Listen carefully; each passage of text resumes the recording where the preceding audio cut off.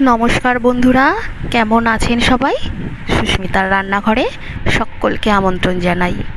আজ বানাবো তেলাপিয়া মাছের সর্ষে বাটা, যেটা সবারই প্রিয় আমি জানি। তো আমি তেলাপিয়া মাছগুলোকে নিয়ে কেটে ধুয়ে নুন হলুদ মাখিয়ে রেখেছি। ফ্রাইং প্যানে তেল গরম করে মাছগুলোকে ভাজতে বসিয়ে দিয়েছি। মাছগুলোকে এক এক করে ভেজে তুলে নেব। আর মাছগুলোকে কিন্তু বেশি কড়া ভাজা যাবে না। কড়া মাছ ভাজা করলে যখন ছুলে দেবে সেটা কড়া কড়া হয়ে যায় আর একটু তিতকুটে টাইপেরও লাগে। তাই জন্য আমি মাছ সবসময় হালকা ভাজি। তো তোমরাও এইভাবে একটু হালকা মাছ ভেজে নিও। মাছ ভাজা হয়ে যাওয়ার পর ওই তেলেই আমি কিছুটা কালো জিরা ফোড়ন দিয়ে দিয়েছি কিছুটা টমেটো কুচি। গ্যাসের ফ্লেমটাকে কিন্তু আস্তে করেই রাখতে হবে, না হলে পুড়ে যাওয়ার সম্ভাবনা থাকে। তো আমি টমেটোগুলোকে এইভাবে খুন্তি দিয়ে ম্যাশ করে দেওয়ার চেষ্টা করছিলাম। দিয়ে দিলাম কিছুটা কাঁচা লঙ্কা কুচি, আবার ভালো করে নাড়াচাড়া করতে হবে। এবার দিয়ে দিচ্ছি বাটিতে গুলে রাখা কাশ্মীরি লঙ্কার গুঁড়ো আর হলুদ গুঁড়ো। আবার ভালো করে খুন্তি দিয়ে নাড়াচাড়া করে নিতে হবে আর টমেটোগুলোকে এইভাবে একটু ম্যাশ করে দিতে হবে। দিয়ে দিলাম স্বাদ মতো চিনি।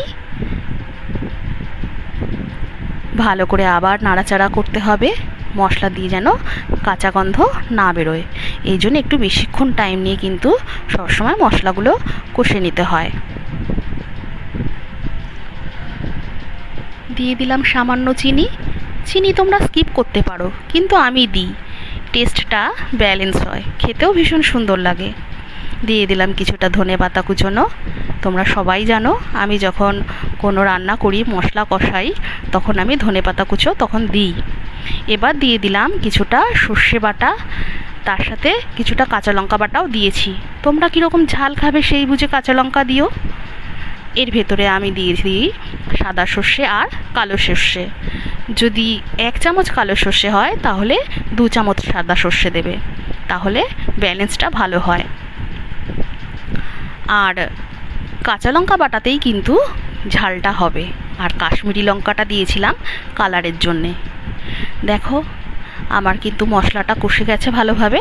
তখন আমি মাছগুলোকে এক এক করে ছেড়ে দেব।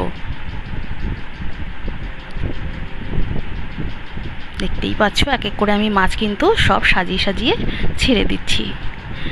আঁচটাকে কিন্তু এখন সিমেই রাখবে, বেশি জোরে দিলে ঝোলগুলো টেনে যেতে পারে আর নিচ দিয়ে লেগে যেতে পারে।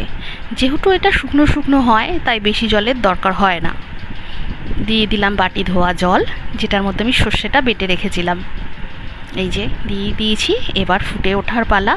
এই যে ফুটে উঠেছে, ব্যাস আর কি, সামান্য কাঁচা সর্ষের তেল আর একটু ধনেপাতা দিয়ে নামিয়ে নিলেই রেডি হয়ে যাবে তেলাপিয়া মাছের সর্ষে।